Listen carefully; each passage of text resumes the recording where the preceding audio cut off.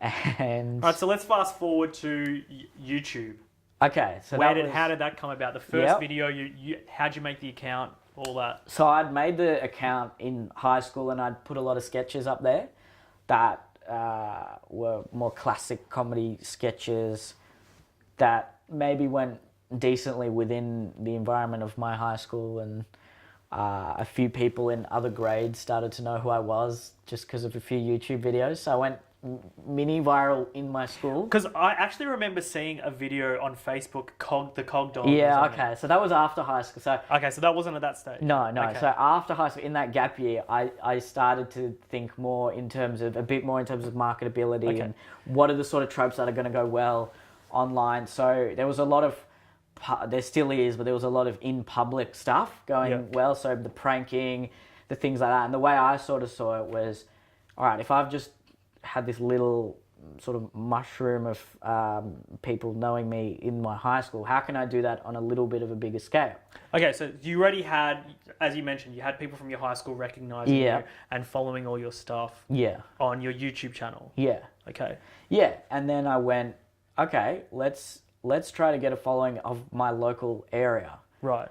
So, you know, there are certain in-jokes within Cogra, which is a suburb I didn't actually live in, I was near. And there were certain caricatures of the sort of second generation Asian teenager. Mm-hmm. So I adopted a persona and called him Weldon Chow. I remember that. Weldon Chow was one of the characters, and the Cog Dog was one of the characters. And what I'd do is I'd be like, video Weldon Chow in Hurstville, or Weldon Chow, or Cog Dog in Hurstville. And what I'd do is I'd just go around as the character, almost in the Sacha Baron Cohen kind of in a real scenario around other people. You had a cameraman with you? Yeah, I had a cameraman with me. So you've given someone a camera and said, just follow me. Well, one of them was my mate Sonny, who he did a bit of photography. Okay. He's like, he knew what I was doing. And you slipped into this character and you... Yeah, and I just went around and made sure people were, like, preferably high school kids, because they're the ones on the internet. I knew they'd be the ones on the internet. And try to put them in funny situations and troll them, basically. Okay. And then I'd upload it, and it worked, because then people from that high school, oh, this is you, this is you, this is you. And suddenly people in the local area were like, hey, that's the Cog Dog, that's Weldon Chow. So, it actually, ironically enough, people think the internet is just this, you can go global overnight. I actually did it from a very grassroots, a very local kind area, of level, with in-jokes of only that local area. Exactly. So then I developed a bit of a following, still not a huge following by any means. How much are we talking? Oh, I think couple of hundred subscribers, couple of close to 1,000 Facebook likes. Okay, that's so not much at all compared to today. Go on. And I did my first Fringe show. I did a full show as the Cog Dog. I had a lady that was going to review it, and she said at the end of the show, another time when I saw her, she's like, "Oh, I was going to review your show, but it's probably better for your sake that I didn't." I was like, okay. Turns out she was an extra in the Street Smart TV show. So, fun fact. Just desserts. And well, she's if you're going to be a reviewer for an amateur theatre show, like. Anyway, go on. So 1,000 on Facebook, a couple of hundred on YouTube. Yep, couple hundred on YouTube, and then the year after I started the economics degree part time. Okay. So you get to the end of that year, and you're kind of dabbling, and then who decides that you're going to go and do the uni? You do? I did.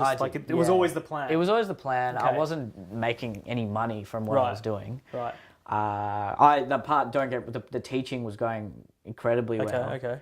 So you part time, you picked two subjects. Yep. Do you remember? Two subjects. Oh, they were microeconomics. Macro probably. Yeah. Okay, no, statistics. It was micro the first semester, and then statistics. Did you ever think maybe it's good that I go to uni so I can relate to uni? Yeah, and I actually wanted to go to uni anyway, because I'm a pretty academically inclined sort of guy. I like to learn and discuss and things like that. And all right, so you go to uni. Does anyone know you, or you? Not yet. No.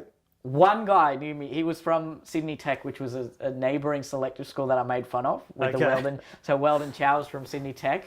So everyone thought I went to Sydney Tech. I didn't. And so he knew me. And then so vlogging was obviously huge. It still is on the internet. At that time it was vlogging? Yeah, it was massive. Okay. And I never really liked the art of vlogging. I thought it was quite simplistic and didn't have a lot of scope for anything really, particularly complex. But Who was vlogging back then? A lot of people, like Shane Dawson was still vlogging. Natalie Tran was it was sketches. Vlogs back there was literally, I remember it was literally Jenna Marbles. Jenna Marbles was you would just huge. kind of see, it would be like shaky footage. Yeah, of their real day shaky. and, like, yeah. third person, like picking up like the cereal. There was a few of the stuff. like the sort of heartthrobby type boys that were really coming You made out. fun of those. I made fun of them. I destroyed them. Yeah. Hello. Hello. Yeah. Yeah. So Jack and Finn Harris. I think it was like if you were Hello, I'm on Neil YouTube. Harris.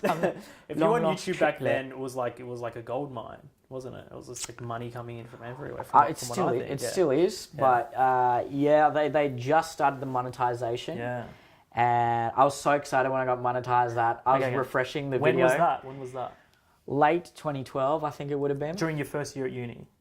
No, before in the gap year. In the gap year. Oh, in the gap year. Yeah, in the gap year. So your little skits and stuff. And I was just monetizing them, and then they banned me because they can tell when you're just refreshing, and I was panicking because once you're banned, that's it. So and I just emailed, and I was like, so I'm so sorry, I'm just a kid, and like all this stuff, and then then it got monetized again. Okay, that's lovely. So it worked.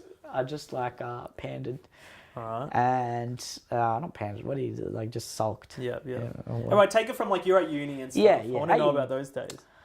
You're going to 2 classes a week? Yeah, so I wasn't like, I was getting to know some of the people in my tutorial, but that's about it. I wasn't doing any of the uni parties. I wasn't really getting involved with the extracurricular stuff. Were you building an awareness of what uni was? A little bit. It was just a much grander scale where you don't have that immediacy of a social group, and just a lot of young people. Was it a social around. School that you were at? I was at Sydney Uni, so...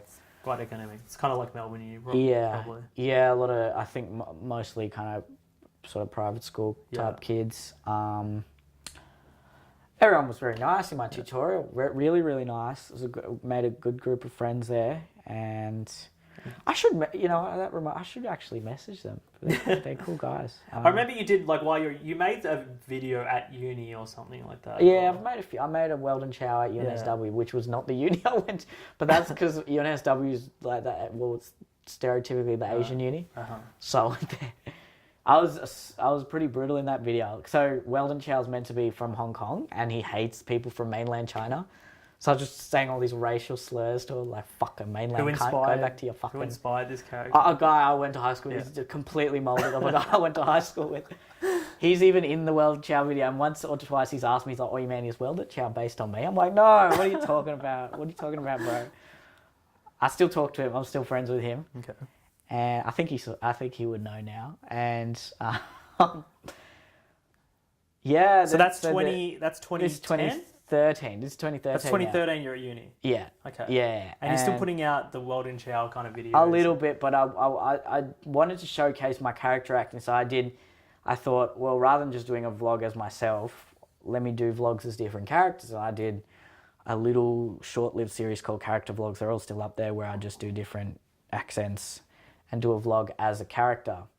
They still didn't completely take off by any means. And I was really influenced by this guy called Filthy Frank, who some of his videos he was doing where it was just total absurdism, which was satirizing YouTube though, the sort of formulaic, bland nature of YouTube. And he'd sort of satirize that by just creating these ridiculous hyperboles and going throwing things and doing, and look, I've always been pretty honest about it. People say I've copied him. I wouldn't say I've copied him, but I've definitely I've appropriated certain aspects of his style. He's a musician now, I think. And then so I started doing vlogs where I'd go a lot crazier and multiple characters, really high energy, really intense, throwing things. Right. And that's when they really started to take off. Okay. All right. Yeah. So that's where I hit it. Like, it takes a while to just hit that niche on the internet. It takes a lot of... It's just trial and error. What's that form of humour called? Is it just slapstick or physical? Yeah, just the things where I'm throwing things. I'd call it slapstick. It's not original. No. He didn't invent it, but yeah, I get. But doing it in the context of a YouTube video. Yeah, the slapstick, and it's combined with absurdist. It's kind of like even like exaggerated the three slapstick. Stooges in a way, Yeah, of course. That's okay. So you're you're doing that. And I'm involving that to my characters. Right, yes, I'm still doing characters. So there were 1 or 2 videos. So in a way, you've amplified your characters to become even more caricature. And because, you know, in the context of people looking through a cluttered Facebook news feed, I can't even imagine what it would be like now. But back, this was 5 years. You wanted to stand out. Yeah, you wanted to boom, boom, boom, high energy characters. Those really started to take off, and they what were do you just mean by take off? So on my personal Facebook, a lot of my friends would like them, but that was when it had just started, that certain things that a friend likes would go into their friend's newsfeed. So I'm going into reaching all these new news feeds, and the likes are suddenly going from 50 to like 200, 300 likes, and people I don't know, people I'm not friends with, and it's exciting. This has never happened before. I'm like, wow, this is crazy. This is actually happening, and I kept going with that style. So I did a video called Teenage Girls, or like my impression of 12 to 15 year old. I just went mental in it. And there's some like loose, very basic commentary, I guess. And that went really viral. So that was my first, I'd say, viral video. That went viral on Facebook or YouTube? Went viral on Facebook. Converted to YouTube, like people went to your YouTube. And on YouTube, I think it got about 10, 20, maybe, I can't remember even. It was like, I thought for me at that time, I was like, whoa. And I went from 300 to 1,000 subscribers. So I hit the 1,000. I was really excited. So you're building a lot of momentum. Yeah, a lot of, and I've got my leverage. I've got the style down pat. Yep. And because it was all about, look, these sort of videos aren't the sort of videos I wanted to do forever. I wanted to do sketches. I wanted to act. I wanted to do stand up. But you need the audience. I need the audience. Yep. Yeah, whatever I can do to get the audience without completely compromising. Like I was still putting in characters in there. Okay. And then what happened? And then I did Australia in. Okay, so I remember looking back. I remember looking back on your Facebook, and you had a photo, and you're like, it was like of the things you bought to make that video. And yeah, you were like, right. Tomorrow's video should be interesting. Yeah. And it was like the props you used in that video. Yeah. Oh, so did you like my page at that time? No. I think I just looked back. I looked back. Okay. No, I had seen your Weldon Chow or someone. You were doing like a pickup chicks video, and I actually thought it was like a legitimate like pickup artist thing, and I'm really? like, who's this new guy? Like, that's not how you. That's great. Yeah, because I was looking at simple pickup a lot back then, and so I thought I'll do a character trying to pick up. It was funny. But anyway, I got 1 or 2 girls' number at the end. Did you? Okay. Yeah, and then they've like messaged me, so they're like, it makes me look so bad. Like that, all the other girls like completely rejected you. Fair okay, enough. all right. So you buy the props. you know you want to make that kind of video. Yeah. So again, do you have any? Go on. I was just going to say, so Filthy Frank had done a similar video where they're just, it was almost a satire of impression videos, in the sense of, that might be mine. It's just vibrating. It's fine. Yeah.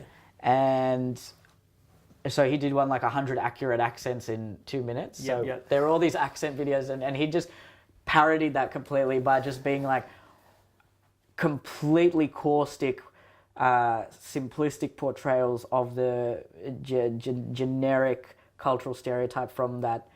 And then so he'd go through all the South American countries, but do the same caricature. And I thought that trope was really funny, and I thought, hey, this could be adapted in Australia. Yeah, adapted it to an Australian context. And so you wrote it out, or you had it planned in your head? I wrote it out. Yeah, okay. I wrote some of it. I might have ad-libbed some of it. I can't fully remember. And yeah, I would have been there yelling in my bedroom. My parents would be like, "What's going on?" Right. Okay, you edit it together? Edit it, put it... I was releasing videos every second Sunday back then. I was aiming to. And put it out there. I didn't look at it. What time do you upload it? 4 or 5 p.m, I think. Okay, on a Sunday? Yeah. Okay. And I didn't look at it. I remember going to my grandparents' house that night. Suddenly, these people started messaging me saying... Dude, like, okay, put your YouTube on. Like this guy Tristan Barker, who was a big YouTuber back then, he's still got a profile. He messaged me saying, "Oh, you got to put your YouTube on this video. Put your YouTube on it now." So I put my YouTube on it, and I looked at the likes. I'm like, what? It had 3,000 likes or something in an hour, and I was like, "This is insane." And I just left it, and I'm sitting there with my family having dinner, and I'm just like, in my head thinking, "Oh my god." What are you thinking? Are you thinking this is it? I've made it, or like this is going to launch me? I was just in shock. I was in utter disbelief. I didn't know what to think. You're 19? Yeah, I'm 19, and then I got home, and all my likes have gone up like crazy. All the views have already started, because there's a lag between exponential, right? But it was in the thousands, and then that next morning I woke up. It was, I think, 200,000 views or something overnight. I don't know exactly, but I know within a day it had 500,000. And this is just Australia, basically. And all these people were messaging me, your video's blowing up, this is crazy, you did it. People you knew, people you don't know. Some people I knew, some people I vaguely knew. Facebook friends. I didn't leave my house for 2 days. I was that much in shock. I didn't know what to do. I didn't know how to react. And I was getting a lot of hate comments as well. So I was pretty scared. I remember those from people that didn't get the joke. They didn't get the joke, and they also were just genuinely like, "You're not Australian," like actual kind of the stuff that like the SJWs would look at and be like, "See, this is why we're." So anyway, everything's going up. Yeah, I left. I think it was a Wednesday. I had a gig. And I left the house. I went to the station. This guy just, oh my God, you're the guy from that video. So that's the first guy that recognised you, is it? I'd been recognised in my area because of Cogdog, but that was the first. This was like from that video. Right. And that night I went and did my gig. It was this tiny little open mic with about 10 people there. And the MC was like, you may have seen him on the video, Australia in 2 minutes. And then all these 4 blokes in the audience were like, oh! And I did my set, and they came and talked to me. They seen the video. And there was a girl there as well that saw me from the video and things like that. And I was getting recognised out on the street in the city. And people were just like... it literally happened overnight, basically. Right. It was insane. It was just such a ridiculous feeling. And then, that was it. That was the video. That just took me You made more similar videos to that to kind of build on that momentum. Yeah, so I wanted to just build on that and just build the audience, basically. So that's what worked. I just kept doing that for a while. I knew eventually I would have had to change. And if anything, I look back on it now and I'm like, well, I should have probably milked it more. Should have done merch. Should have done all that sort of stuff. Yeah, I didn't want to do that because I'm like, oh, let's sell out or whatever. If it happened these days, if I'd sold Give a Shit Fucking Money Cunt t-shirts, like, I'd be a millionaire anyway. I'll probably still... No, it's too late now. Okay, cool. Okay, cool. Yeah, and this was after Comedy Zone. I'd done Comedy Zone. Right. Yeah, then... And then what happened from that? You just kept getting recognised, and you were getting recognised consistently. You were getting... your numbers are going up consistently. Now you've got an audience. Yeah. You know what they like. You know what they find funny. You're putting out all these similar videos. When did the brand deals start and that? Oh, that came a while. That was probably a year or two later. I did actually have a manager at this point. I just signed with a comedy manager. Before that video? Before the video. It was a week before. That's the thing. How does that Everyone happen? thought, well, because I did Comedy Zone. Okay. So he was a stand-up guy, and he's a stand-up guy, and... Right. He signed me because he saw me in Comedy Zone, and he had Alex Williamson on his books, and I knew how powerful the internet was, and I thought, well, he sort of knows the internet. I just, like all the other comedians, I was talking to them at Comedy Zone, I'm like, the internet is... Did you know he was there when you were doing Comedy Zone? Yeah. Okay. Yeah. Were you nervous, or...? I didn't know which night. Okay. Actually, no, he asked me to sign him before Comedy Zone. Because he saw me the year before at some other show I did, but I waited. So the point is, you had a manager. Had a manager, yeah. And then you have this viral hit. Yeah. Did he see it? Did he call you up and go? Video? Yeah, he didn't like the video, but he was like, personally didn't like. But he was like, "This is great for you," and like as your like manager, this is amazing. Right. And. Okay, so the next year you're putting out those videos, you're building. Yes. You're just building and building and building. Yeah, as the crazy guy who does the Australian impressions in my room, and as much as it depended on the absurdity and the intensity and the aggressive nature and the generic stereotypes in some cases. There were, you know, I'd put in certain nuances. Yeah. And there was enough. There was a lot of social awareness. Yeah, there was social awareness that I wanted to underlying- make sure people knew, okay, there's a bit more substance to this guy than just... Would you say it was quite... Bro, what's up? You know, they're like Chris Lilly-esque kind of... Yeah. things That like was what I'd aim for, yeah. That's what early on, a lot of comments were like, this guy's the next Chris Lilly and things like that. Yeah. And then... Did Chris Lilly ever reach out to you? He never did, unfortunately. He did to some other YouTubers. That was a sad thing. Maybe he was a bit jealous, like, this guy's taking my thunder. Maybe, yeah. Yeah, go on. I've got more characters than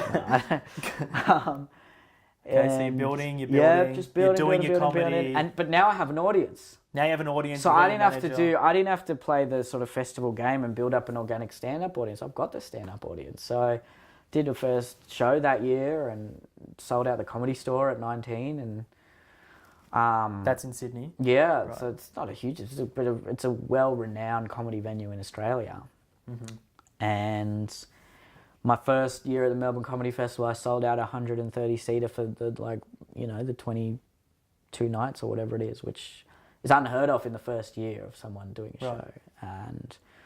But then also the festival, the sort of comedy establishment they didn't appreciate internet stars because they thought you haven't done the groundwork, you've just kind of surpassed the hard yards. And there's an element of truth to that, I'm not going to lie. They made that expressly known to you, or no? Yeah, look, I'm speculating, but you just felt like there was no warmth coming from them. No, like yeah, and at open mics it was there was a different treatment and things like that. You could sense it, and because a lot of the content in my videos was seen as, particular, stereotypical, improper, right? By today's, by even back then the cultural standards of the artistic left.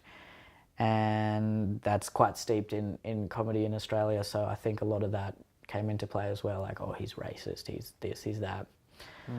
And that's like, it didn't, it wasn't good, but it gave me something to prove. It gave me something to prove them wrong. And I loved doing stand-up, so it was never an option to ever stop doing stand-up. I genuinely liked doing stand-up. You were going to do it regardless. I didn't have to, because I could have sold the shows. Yeah. But I was still doing tiny little gigs to 7-8 people. I still do because I just like stand-up and perfecting there's no better feeling than having a joke a new joke that works and a joke that you're saying something. It's just that it's such a good feeling.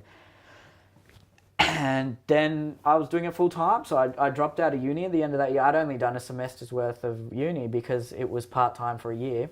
Right. So I was suddenly getting recognised all over uni. What was that like? I went into uni and then they were playing the video. I walked into a lecture on that Wednesday, I think it was, on the Thursday, and then someone just started playing the video and, oh man, people were like doing all these double takes. And it's got to be, that's an interesting, it's got to be an interesting feeling. Like I don't like the sort of attention that much. I like being known for what I do, don't get me wrong, and attention is part of, it's like a sort of, something you need if you want to, build a career in this industry. But the actual personal attention, it's not something I particularly You're 20 years old, right? 19. You're 19 years old, you're at uni, there's girls around. Was that, surely you weren't like, come and get it? Well, yeah, but I still didn't know how to deal with it. Like, I didn't want to be up myself. Okay. I probably should have been, but... like there was that one girl at that gig I told you about, and I had not had a lot of success with girls, if any. To this point? No. Even with your awareness and everything? No, none of that. Your goals and your entrepreneurship? Nope. No, I was interesting? Shy and... Okay. Yeah, it was but this helped, or...? Yeah, well, that girl then came to another gig and... Then she talked to me afterwards. I was really shy. I didn't know what to say. And then that other gig she came to, then I talked to her a bit more and I was a bit confident. It was like the video was going well, things were going well for me. And she invited me to this party and went to this party. And then before I know it, I was like making out with her. And she was the first like, yeah, I lost my virginity to this. Okay. I don't know if I can say this on a. Do you want me to keep that in? I reckon it's a cool story. all right. Like, it's up to, I don't know. So you lost your virginity due to that video. That video Literally, yeah. helped you lose your virginity. Yeah, I'd probably, I don't know, I could still be a virgin if it wasn't for that video. Wow. So, and she was older, a lot more experienced. She kind of just took the lead, and so that was a big week for me. That was probably the biggest week of my life. Wow. Went viral. Everyone knew me. I was famous, and became a man in the space of a week. So I know that's sexist to say these days, isn't it? But it's a great story. Yeah, it is. It's a very funny story. Great isn't Australian, down on your luck story. Yeah, I know. I'm basically like the next Ned Kelly. I don't know. All right. Well, let's kind of we'll wrap it up. I think that was too much. No, that was good. That was good. What else? So then I guess you kind of kept doing the same thing. You were doing your comedy. Yeah. Some brand deals came. So yes, you're building, and I had to eventually realized, look, there's a certain ceiling that you will reach on the internet. Okay.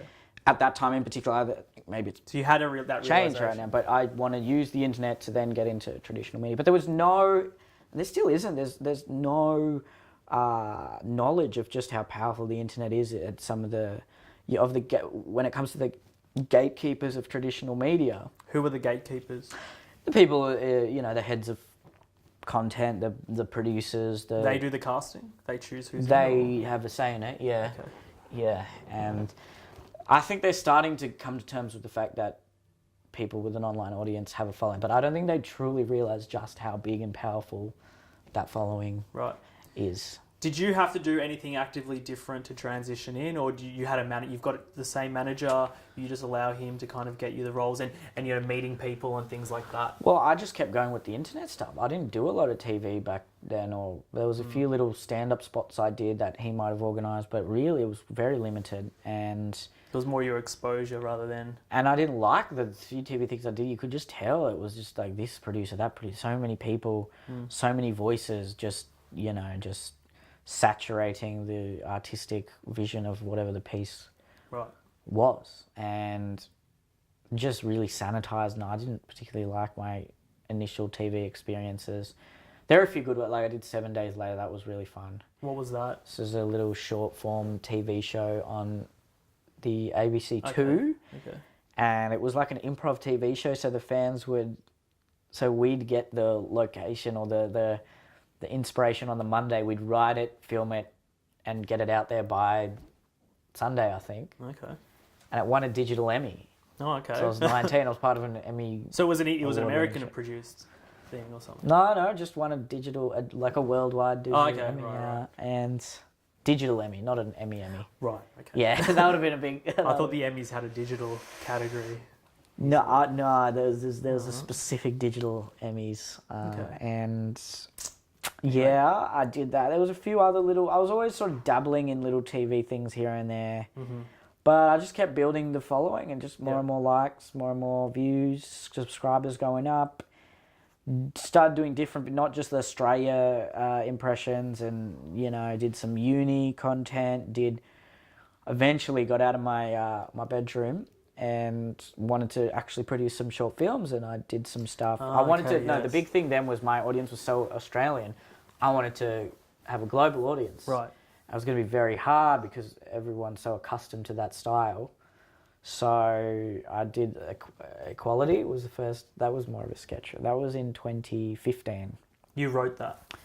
Yeah, I wrote it and acted in it, and that, when we did it, we thought, this is going to be weird. People are going to think it's weird or something, but went really well. Went massive on Reddit. It got about 500,000 views in a week. It was the biggest since Australian 2 Minutes, and it was comforting. That validated you to do more of that sort of stuff. Yeah, absolutely. And it hit a more global audience. Yeah, and it was more substantive than just the aggressive impressions. I think those actually do have a bit more to them, but I really enjoyed I think I had a bit of something to prove because people thought, oh, he's just the guy who yells in his room. Did you ever think of doing like an Australian in 2 minutes style, but adapted to an American audience? I thought of that, but I think what worked so well with Australian 2 minutes was just my knowledge of Australia, and I don't think I would have been able to pull it off. I really thought of it a lot, actually, at the time. You could have done like New York. And could have done American 2 minutes or whatever, but it just... Yeah, okay, so then after Equality, you write Modern Education? Yeah, I wrote it, and I took a long time to write it, and I produced it. I put a budget into it. How did you learn how to... This is from school? You learned you knew how to write a script? Or Yeah, you just know. Like, it's just self-taught, man. Yeah. Like, I did some film courses in high school and so with knew how to edit. I didn't edit Modern Education, but I knew how to edit all the other videos, and I knew... you get some script software and you write. I think I might have done it on a Word document, actually, that script, but... Okay, so you write it, you've got your team... Yeah. You've got your actors. We do it, and we think, if this gets like 20,000 views, we'll be so happy. You didn't think when you watched it back, you thought, this is engaging? I thought it was great, but it went against every established rule of internet virality, in that it was a minute without any dialogue. No one knew what was happening in the first minute, so the drop-off rate is very high on internet content. So to do that is just to shoot yourself in the foot, basically. But I said, this is a film and I'm not going to compromise for the sake of going viral.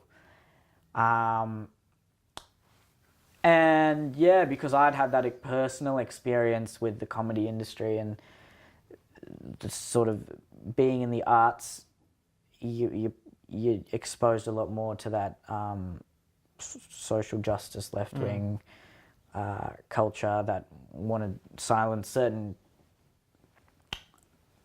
areas and certain types of comedy and certain types of content, and I really didn't like that because I was making content for actually a very multicultural audience that liked me.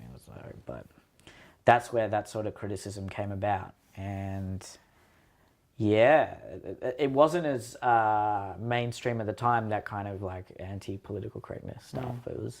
It was still pretty small. It was still a very like far right thing. Like, oh, why would you talk about that? Because that was kind of before the Milos and the... Before, yeah, it was just on the cusp. Peterson and... Yeah, it was all before that. Yeah. And I think Milo just had a Twitter audience. You could almost become a celebrity just by having those views, I felt, in that era. I know, and yeah, we released Modern Education, and when it went to my subscribers, they were all like, some were like, this is good, some were like, this is a bit weird.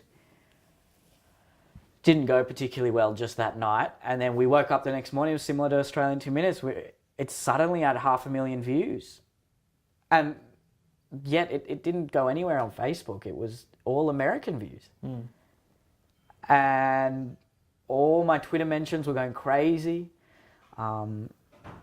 People would say, how dare you which pockets spit this racist vitriol and just things the like left that. In general? Yeah, just people on Twitter. I assume it's the left. Yeah, I don't know who it actually would have been, but really controversial, really stirred up a lot of controversy. Like politicians in America started following me on Twitter.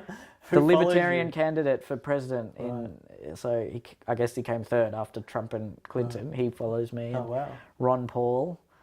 A lot of the Republicans, so I'd be thinking with that kind of reaction, you'd end up on similar to Ronnie Chang, like on that show.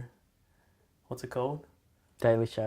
Daily Show. You don't see it because you've obviously got this political knowledge. Yeah, but the Daily Show is quite left wing, and that video was very critical of the left. It was championed by a right wing audience. And I'm fine with it, like good. The older I'm getting, I guess I'm not left or right. I think there's just certain views I have that are right wing, certain views I have that are left wing. You see it as it is, common sense, and it felt like a common sense like thing. Yeah, like, this is stupid for society to go this way. Yeah, it was very political. It was had a lot of it was really picking apart the egalitarian authoritarianism that was coming from the left. Right. But it was just like equality at all cost, and we're going to degrade meritocracy as a result. So all the marking, how they equalize the marking and basically socialize the marking process, and the person who's clearly done the best assignment is just brought down because they don't have the privilege points, like all of that. And a lot of the comments were like, "This is so crazy. It's not actually like this. There's nothing actually like this." I've been linked a lot of articles of certain American colleges now that are like, this is modern education really coming true. There's certain progressive stacking and things like that going on. And it was always a satire. It was never a documentary. It was never like, this is actually what it's like in a university. But I knew from Australia 2 Minutes the way to generate noise and views and reach on the internet is to be provocative and to be controversial. And it was something I really agreed with in that film, but I knew it was going to cause a lot of controversy. And backed myself and I did it, and I'm glad I did. No, of course. At the time, it was, but now I think a lot of people, just a lot of moderates and people on the left really like the video and think it's great. So how long did it take you to write? Couple of months, but I wasn't spending like 8 hours a day writing. Right. I was, doing draft after draft, and and then I've been doing short films ever since, and we've done a few others, and you got more on the there's pipeline? one coming out in another 2 or 3 weeks. Yeah. Okay, cool. It's the longest one. Can you give us a bit of a preview? It'll be about 15 minutes. Of what it's about? Yeah, it's called Emma and Amy, and it's what's it called? Emma and Amy. Emma and Amy. Yeah. So it's set in a futuristic dystopian workplace, and it's about self-regulation versus regulation of others. So one of the characters, Amy, is very fond of making sure everyone else is doing the right thing and basically trying to control everyone else. Whereas Emma, it's all about, she's just trying to control herself and be the best she can be. Okay. And at the end, after everything that sort of happened that Amy's tried to control, it actually adversely impacts her best friend, Emma, and the whole workplace kind of comes crumbling down. And it's I think the best one we've done. It's a lot more... Same team? Yeah, it's changed a bit, but same main team, same core team. Cool. Kate's in it, Kate, that girl. like the girl. She yeah, got, she's a perfect cast. She is, isn't she? She's so perfect. Yeah. Although we're VFX'd her in certain scenes, so she wasn't actually there on the days we shot. Oh, so she's in front of a green screen and then you've... Yep, so she's on a screen in the workplace. Because she wasn't there, she couldn't come or something, or... We planned it. She couldn't make. But we wanted her in the film. Right. So that's really fascinating. I never thought you could do that. All right, cool. So expecting big things from that 3-4 weeks maybe. It's hopefully this month. Are you going to have have you learnt from your past short films how to go about releasing it, or is it just stick to? I just release them. I don't think there needs to be a big hoo-ha around releasing them, because if it's going to go well, it's going to go well. Like if it's going to go viral, it's going to go viral. If it's not, it's not. It's not like any extra push is going to help it. Like Modern Education had no push, no marketing, nothing. It just went viral. All right. So what else is on the horizon? Then after that, we're filming another short film in 2 weeks. And you wrote it? Yeah, I wrote it. And that'll could be a few months. Don't know when it'll be released. Hopefully, Skid Happens gets off the ground. That's a great. I voted for it. Vote for it. Vote for Skid Happens. That'd be great, just to do a sketch show and then just keep doing stand-up. I'm filming a stand-up show in November. Mm-hmm. I want to just release that probably late this year or maybe early next year. And just continuing doing what I'm doing, trying to just be the best I can at stand-up, be the best I can at short filmmaking, and try to generate a traditional media audience, and then have various options available to me, and then go from there. You're still very young. You're like 24. The world is your oyster. Really good position. I'm a pretty lucky position at the moment, and I can just kind of get all my ducks in line. Is that the phrase? Get all my hens and ducks in line. I feel like I've heard that somewhere. I don't even know. All right, before we wrap up this part of the interview, there's one, have you ever, because some comedians that I've always been a fan of, thinking of a guy called Danny Boy, or there's others as well, they'll go on this huge journey somewhere, he came to Australia and just travelled around Australia, went to remote parts, just to kind of, semi-find himself, semi-come up with some local material. Have you ever thought of doing something like that? Would you ever just go to Ireland or Africa or some faraway place, just insular, being such a creative, being a writer, or are you kind of happy on the path that you're going on at the moment? I'm pretty creatively happy on the path I'm going on at the moment. I don't necessarily get that inspired by being in different environments like a lot of other creators do. Mm-hmm.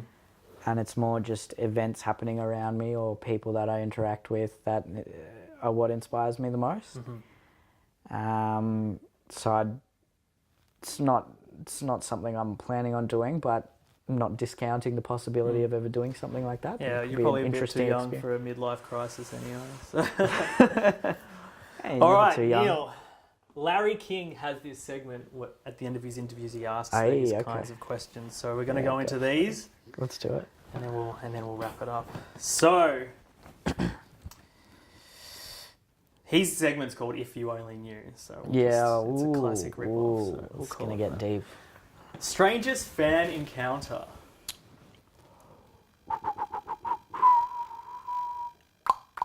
I mean, you losing your virginity to your fan is a pretty strange... That wasn't strange. That was great. What are you talking about? I've had a few really young fangirls that are just weirdly obsessive. So there'd be like 12 or 13. They start all these Neel Kolhatkar fan pages. One of them took photos of my friend Sunny, who was my cameraman. I don't know how she knew he was my cameraman. Took photos of my sister and stalked my dad on the internet. But that was a little phase, and now I think she's sort of 18, 19 and not like that anymore. Okay. In terms of a personal interaction, none come to mind immediately.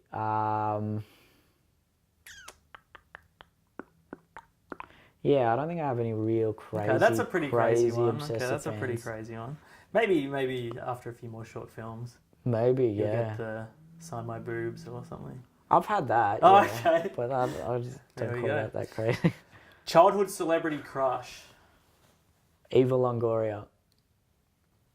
Desperate Housewives? Yeah. Okay. Best piece of advice you ever got? Oh. Just be unapologetic. Who gave you that Say what advice? you want to say. I don't know. Older comedians? Yeah, older comedians, yeah. Worst piece of advice you ever got? Worst piece of advice? Go to uni? No. Don't know, remains to be seen. Worst piece of advice? Yeah, probably just go to uni or like be a nice guy. That's a bad piece of advice. Controversial. Yeah. Controversial. All right, where would we find you on a day off? Do you take days off? Not really. I mean, maybe just around... You live alone? You live alone, yeah, right? I just... maybe... I've got a friend in the Blue Mountains. I might go there. I try to get outdoors if it's my day off, so I'll just go to... There's a few parks nearby and spend a couple hours there in the sun reading a book or something like that. Nothing too crazy. Or with my family. Yeah. Yeah, okay. First car? Subaru Liberty 2007 wagon. Still got it. Still got it? Yeah. Cool. All right. First job? The drama teacher or the swimming teacher, job. yeah. Biggest regret? No, spending too much time studying in year 11 and 12. Really? Yeah. Favourite comedian? Chris Rock. Thought you'd say that. All right, here's one that I just chucked in. Oh, okay. Malcolm Turnbull, Peter Dutton, or Scott Morrison? As PM? As your favourite person? As person. Let's go with that. Let's go as. Well, with no, as I don't know, because I think Malcolm Turnbull is a... charismatic. Well, he really just wants power more than anything, and I don't think he has a specific... He does have his vision, but he's willing to compromise on that. Whereas as much as I don't necessarily agree with Peter Dutton on things, he's unapologetic, and he has a vision, and he says, this is the way I think. He maintained his frame. Yeah, that's the thing, and I respect that. I'd probably, if I had to choose a prime minister out of those three... What a choice. You don't have to answer. Yeah, look, Malcolm. Yeah, Malcolm. Yeah. Guilty pleasure. Guilty pleasure. Chocolate, I guess, or I don't know, porn. Biggest splurge.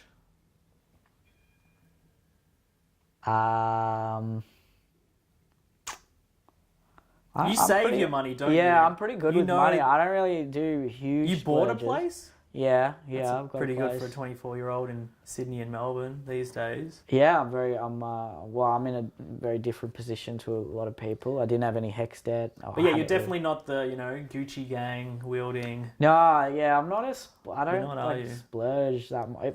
I don't know, I'll binge on food sometimes or other things, but I'm pretty... There's times where I've spent a lot of money and regretted it, but never like a big splurge. I'm just trying to think.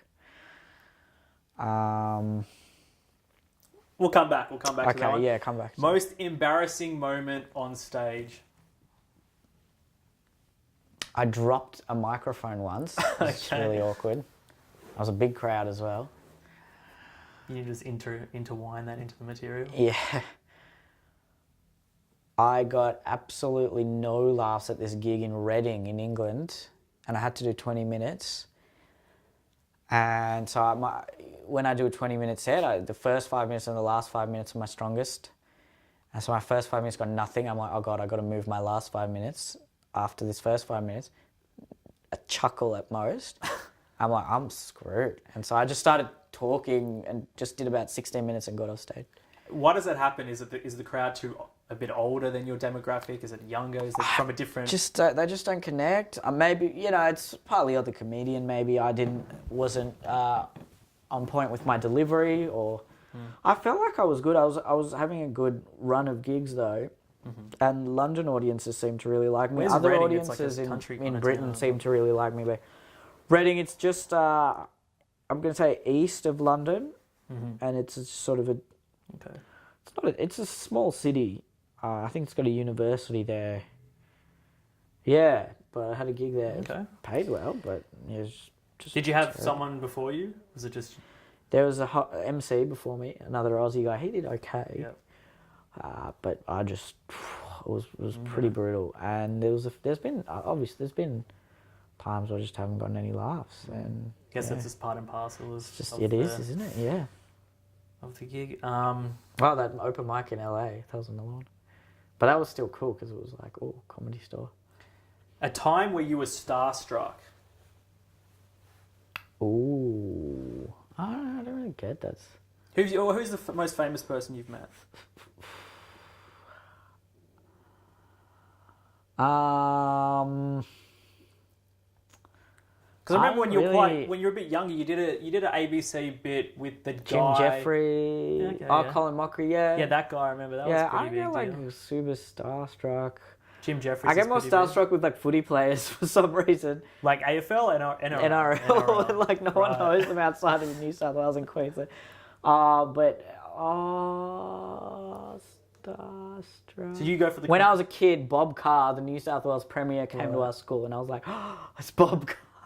I don't know. You're a Cronulla Sharks No. I'm an AFL as well. Who do you go for? Dragons. The St. George Illawarra Dragons. I just remember the Melbourne Storm beating them some years ago. Probably, yeah. All right, here's one for you. It's probably a future one. Dream co-star. What do you... Oh, in a film? In a film. Probably Eva Longoria. No, Rachel McAdams. Oh. Yeah. The best actress out there. Okay. She's very talented. And very attractive. I don't know if you can say that nowadays. Don't know. Say that. Attractive's fine. Attractive's fine. Aesthetically. She's aesthetically pleasing. Yeah. That's what you can say. If you could take anyone out to lunch, living or dead, who would it be? I'd probably Chris Rock. Yeah. Pick his brain or just chat to him, man. I just feel like I saw him at the Comedy Cellar before the Oscars. Yeah, you told me. That's pretty. Like if I could say Chris Rock like 20 years ago, but you can't do that. So. Favorite childhood memory? Oh, favorite childhood. How, probably like, some of the stuff I was talking about, like Winning Class Clowns was pretty good. It's not, I don't know. Childhood, not adolescent. Oh, okay, so real childhood. I'll be spending time with family. I know, it should be something like that, shouldn't it? Probably when you saw boobs for the first time, something like that. Well, that wasn't a childhood memory, like that was a late adolescence. Okay, yeah, well, me and my family would go to this one holiday resort every year, and there's some pretty good memories there. So, Rafferty's Resort, still go there. Where's that? Lake Macquarie, it's sort of 2 hours from Sydney, yeah. Lake Macquarie. One year in particular, we had a lot of fun. It was the end of the first year of high school, and yeah, it was like year 7, year 8. Yeah, a lot of fun, yeah. Can't even remember my You got siblings? What happened in my childhood? Yeah, I got a younger sister. Okay. What does she do? Optometry. Oh, wow. Yeah, she's studying, yeah. Good, stable profession to complement mine, you know. What's the last gift you gave someone? My dad's birthday was 2 weeks ago, and I gave him 2 Blu-ray discs. Don't even remember what the movies were, but I gave them to him. They were ones he wanted.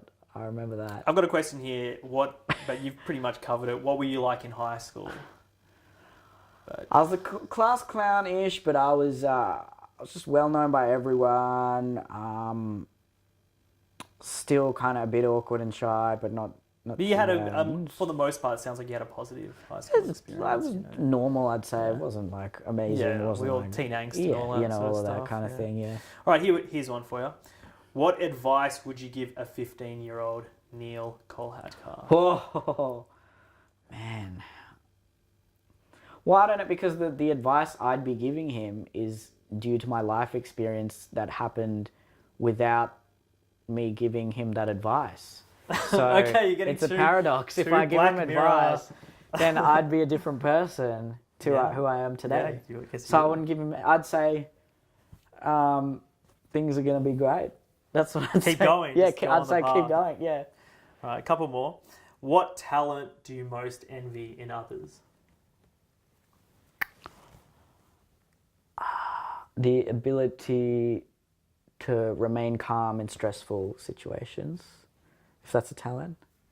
I suppose it is. Yeah. Okay. Who would you trade places with for one day? Don't say Eva Longoria. And then. No, but then I wouldn't. What's the point of being her? I wouldn't be with her. I don't know, like Justin Bieber or something. Okay. Probably have a good life. Right. Or maybe Donald Trump. Be the president for a day. What makes you laugh?